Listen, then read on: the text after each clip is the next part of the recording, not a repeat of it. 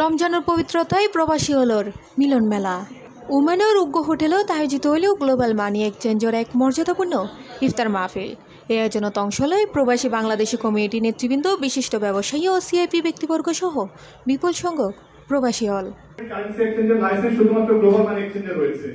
সেই ক্ষেত্রে আমরা বড় আকারে যদি আপনাদের কারেন্সি প্রয়োজন হয়, মার্চের 1 তারিখ রবিবার উক্ত অনুষ্ঠানত প্রধান অতিথি হিসেবে উপস্থিত ছিল ওমানস্থ বাংলাদেশ দূতাবাসের প্রথম সচিব আসাদুল হক ও এন সুন্দর উদ্যোগের প্রশংসা করে গ্লোবাল মানি এক্সচেঞ্জের ম্যানেজিং ডিরেক্টর সুব্রামানিয়াম কেএস এবং জেনারেল ম্যানেজার সোনম দর্জি তার বক্তব্যে দেশের অর্থনীতির প্রবাসী বাংলাদেশের অসম্মান ও অবদানের প্রতি গভীর কৃতজ্ঞতা প্রকাশ করে। উক্ত অনুষ্ঠানত ইসলামী ব্যাংক বাংলাদেশ পিএলসির Oman country coordinator business development manager Ashfaq Ahmad দৃঢ় প্রত্যয় ব্যক্ত করে হয় দীর্ঘ সময় ধরে গ্লোবাল মানি এক্সচেঞ্জের পরে সম্পৃক্ত প্রবাসী হল সেবা তারা সবসময় ফাঁসে থাকিব।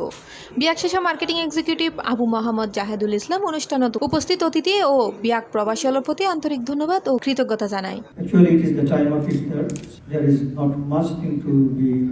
I just want to say that, and I request every one of you that you feel wherever you feel that we can serve you better, please. ঠিক যেভাবে আমরা পিওএস করে থাকি, ঠিক একইভাবে গ্লোবাল মানি এক্সচেঞ্জ ও গ্লোবাল পে বিজনেস নামে এক digital platform create করেছে এবং ভবিষ্যতে আরো কোনো মহান আয়োজনে আপনাদের সাথে।